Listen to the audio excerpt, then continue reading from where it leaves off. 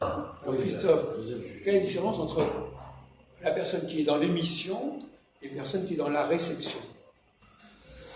Eh bien, la réception, c'est le récepteur. Ça, c'est sûr. Et l'émetteur, c'est celui qui écoute. Ah non, l'émetteur, il n'écoute pas. Il n'écoute pas. Non. Il envoie, là. C'est le récepteur qui écoute. Récepteur. Ouais, c'est sûr. Ah, donc c'est bien ce que je dis. L'émetteur envoie et le récepteur reçoit. Oui. Mais si tu parles à quelqu'un dans une langue qu'il ne connaît pas, Oui. il ne pourra pas recevoir. Non, c'est vrai. Donc il faut qu'il y ait une programmation qui permette au récepteur de capter ce que tu dis. D'accord. Si tu parles à quelqu'un qui n'est pas capable de te comprendre, il n'y a pas des rapports émission-réception. Non, c'est exact. L'émetteur-récepteur. La bonne de connexion. Alors, le travail du récepteur, qu'est-ce que le récepteur apporte à l'émetteur? Il reçoit. Il reçoit les... Qu'est-ce qu'il apporte? Il reçoit, d'accord. Qu'est-ce qu'il apporte? Qu'est-ce que l'émetteur attend du récepteur, disons? Voilà. Une compréhension, Oui. une réponse, on va dire. Oui.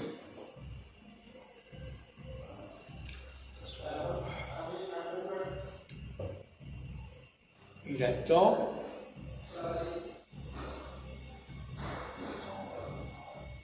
qu'il a bien reçu, le message par l'émetteur.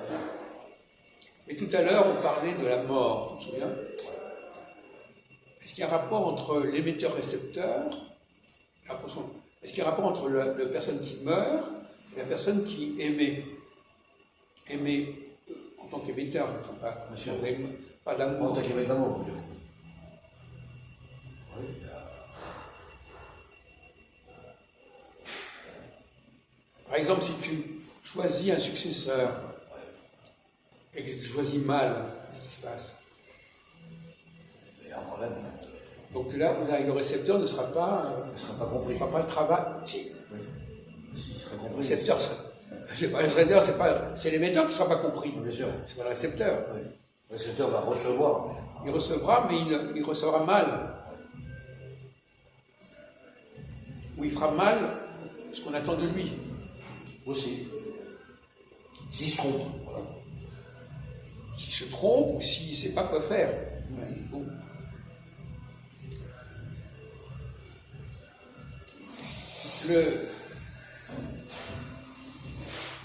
Par exemple, on va prendre l'exemple de la procréation.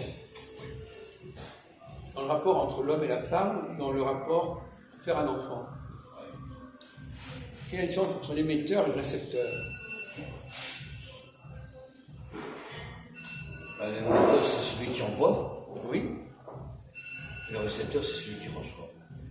Oui, mais reçoit, c'est quoi recevoir, ici en l'occurrence? Et il reçoit ce qui est... Mais qu'est-ce qu'il en fait de ce qu'il reçoit? Ce qu'il a reçu. Mais qu'est-ce qu'il en fait?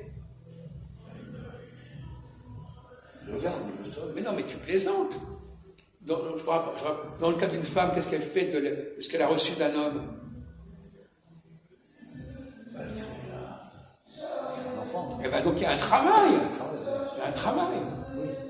C'est-à-dire qu'il y a deux... Il y a un travail qui demande du temps. Et le temps de l'émission est-il le temps de la réception?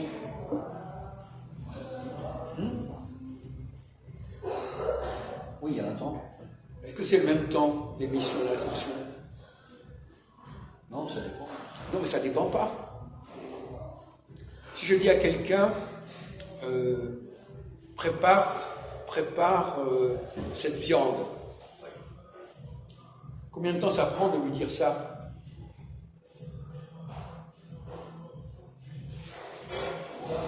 De lui dire, ça ne prend même pas 30 secondes. Eh bien oui, et elle va prendre beaucoup plus de temps. Bien sûr. Donc le temps n'est pas le même. Non. C'est ça que je vous dis que le temps n'est pas du tout le même. Le temps sera plus rapide, mais le temps de l'acte et de le fait, des faits sont beaucoup plus longs. Voilà. Donc le récepteur, il n'a pas le même rapport au temps que l'émetteur. Non, c'est exact. Ouais, le récepteur peut envoyer vite, mais l'émetteur. L'émetteur, excuse-moi, doit envoyer vite les données et le récepteur, oui, il faut qu'il.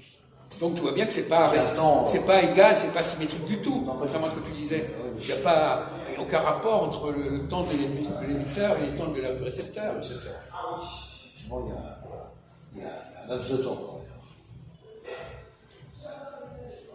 Une femme, elle met 9 mois pour accoucher, et un émetteur, il peut prendre 9 secondes pour la féconder. Donc c'est pas du tout pareil, c'est pas du tout symétrique. Bien sûr, c'est pas pareil. Donc, les qualités d'un émetteur ne sont pas les qualités d'un récepteur. Non, c'est ça. Quelle est la différence entre un bon émetteur et un bon récepteur? On voit que l'émetteur va plus vite que le récepteur. Non, mais quelles sont les qualités des deux? Qu'est-ce qu'on attend des deux? Mais se complètent les deux. Oui, mais en quoi? Qu'est-ce que c'est qu'un bon récepteur? Qu'est-ce que c'est qu'un bon émetteur? Voilà, je pose la question. Un bon émetteur, c'est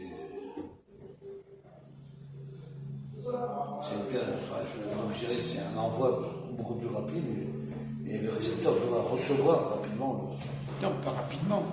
Enfin, rapidement, je veux dire, l'envoi de l'émetteur. Non, mais je réponds à la question, quelles sont les qualités d'un bon émetteur et les qualités d'un bon récepteur?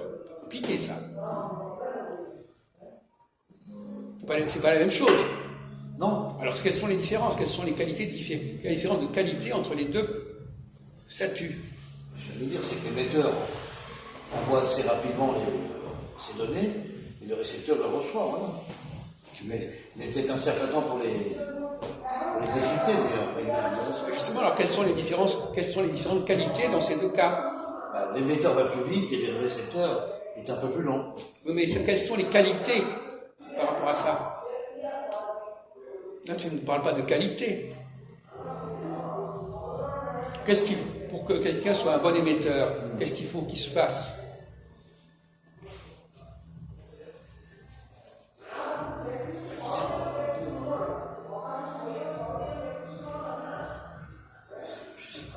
Mais si, enfin, c'est une question de bon sens. Il faut qu'il se fasse comprendre déjà.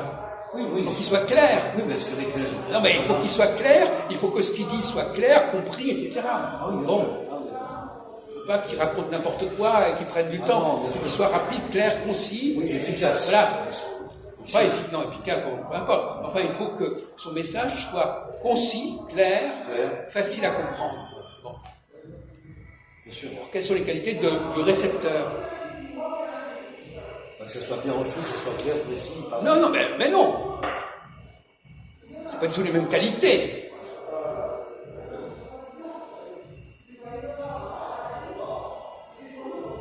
Qu'est-ce que le récepteur va ajouter à ce qu'il reçoit?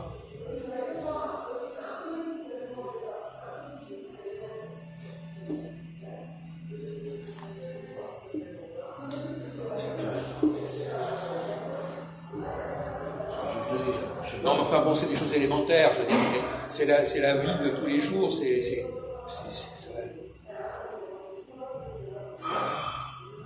reçoit. Ah oui, il reçoit, d'accord. J'ai compris ça qu'il reçoit. Et qu'est-ce qu'il en fait? Il peut le stocker. Il le développe, il le travaille.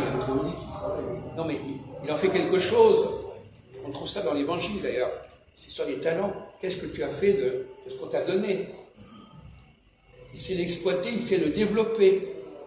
Il ne va pas simplement garder ce qu'on lui donne. Pas du tout. Il va en faire quelque chose de beaucoup plus grand. Il crée quoi. L'autre, tout le monde crée. Ils sont pas là. Mais il va développer. Il va développer. On ne va pas attendre simplement qu'il reçoive. On ne va pas attendre simplement qu'il garde ce qu'on lui donne. Il faut qu'il développe, qu'il exploite, qu'il en tire quelque chose. Alors que l'émetteur, lui, il s'est contenté de lancer un truc, mais c'est pas lui qui va développer. Je comprends. Mais tant mieux.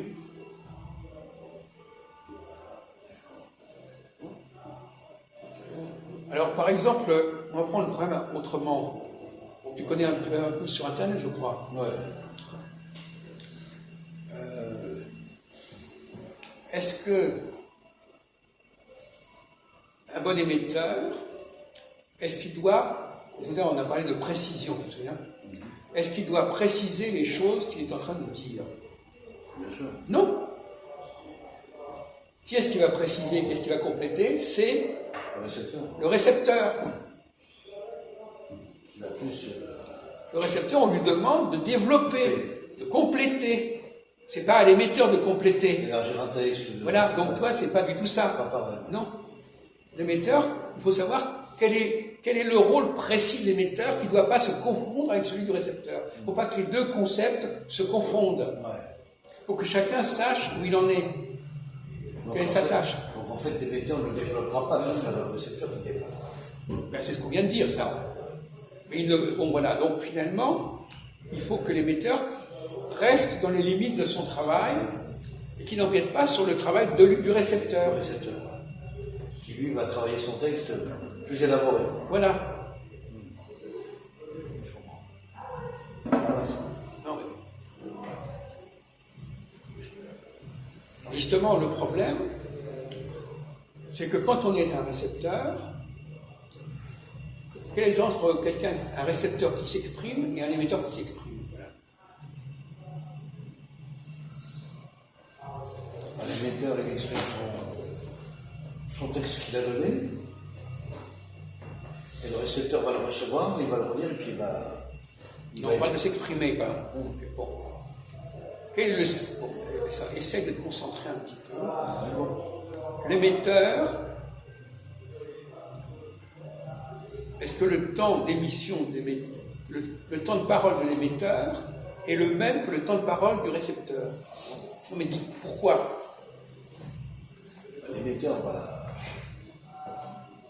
envoyer un texte. Un texte, pas forcément un texte, il peut parler. Il va dire quelque chose à un certain temps. Oui.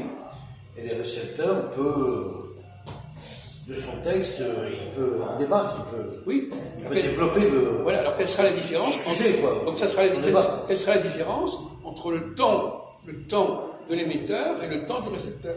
Eh ben, le temps d'émetteur est beaucoup plus court et beaucoup plus direct, et le récepteur sera beaucoup plus lent et beaucoup plus développé, beaucoup plus élargi. Donc, comment tu distingues quelqu'un qui est récepteur et quelqu'un qui est émetteur dans la vie?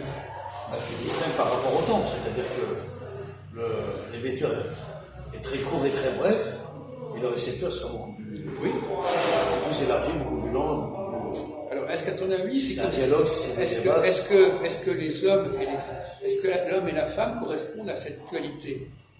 Est-ce que la femme est plutôt dans la réception et l'homme plutôt dans l'émission? Oui. Et comment ça se manifeste dans la communication? Tu viens de le dire, tu viens de le dire, mais non, mais je comprends. Non. La femme va beaucoup plus élargir Voilà. Elle va être beaucoup plus longue. Elle va prendre un temps pour développer. Ce qu'elle a à dire. Parce qu'elle peut compléter, elle peut rajouter, etc. Alors que l'homme, lui, non. Voilà. Il est beaucoup plus direct. Donc un homme qui parle trop, ça va pas. C'est pas bon. C'est un récepteur. Il n'est pas un vrai émetteur. C'est ça. Parce que quelqu'un qui est, justement, quelqu'un qui parle trop, il ne permet pas à un récepteur d'exister. C'est ça. Il va empêcher j'irais même si je suis trop dans l'émission, si j'émets trop, je ne suis plus dans l'émission. Ah non. Parce que l'autre n'a rien à faire. C'est ça. Donc il faut toujours laisser quelque chose à l'autre. Si je dis des trucs rapides, l'autre il va compléter. Bien sûr. Mais si je complète moi-même, l'autre il n'a plus rien à foutre. C'est ça. Le récepteur, ça ne peut rien. Donc il y a des gens comme ça, des hommes, qui parlent trop, et finalement ils ne laissent pas, même par exemple un professeur, il parle trop, il ne laisse pas de la place à ses élèves. Exemple, Philippe Friedman. Il monopolise beaucoup les... Il ne laisse pas d'espace pour l'autre. S'exprimer. Il dit pas, voilà. Donc il donne un truc complet. Global, il est complet, et quand on est complet, il n'y a pas de place pour l'autre. C'est ça, il ne peut pas s'exprimer. Voilà. Vous pouvez arrêter. Oui. Bravo Félix.